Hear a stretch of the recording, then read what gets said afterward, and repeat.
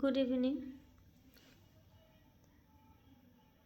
আজকাল একটা নতুন কথা বা নতুন রিলেশনশিপ স্ট্যাটাস দেখছি, সেটাকে বলছে কি জানেন তো, সিচুয়েশনশিপ। মানে সিচুয়েশনশিপ এটা আবার কি? এটা কিন্তু আমরা আগে কখনো শুনিনি যে সিচুয়েশনশিপ বলে কোনো জিনিস হয়।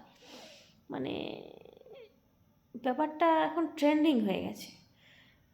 মানে না আপনি কোনো ছেলে বা মেয়ের পার্মানেন্ট বয়ফ্রেন্ড বা গার্লফ্রেন্ড বা হাজব্যান্ড, আর নয়তো বা আপনি বন্ধু আর হাজব্যান্ড বা বয়ফ্রেন্ড, এই দুটো রিলেশন টাইপ, দুই ধরনের রিলেশনশিপের মাঝামাঝি কিছু যদি হয়, যে ট্রানজিশন ফেজ থাকে, ওটাকে বলছে এখন সিচুয়েশনশিপ।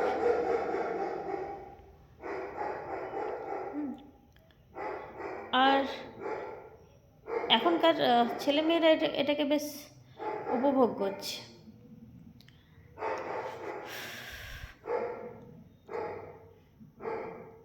এবার ভাবুন, সিচুয়েশনশিপে কোনো ফিউচার আছে? ফিউচার ছাড়াই মানুষজন এই ধরনের সম্পর্কের মধ্যে আসছে।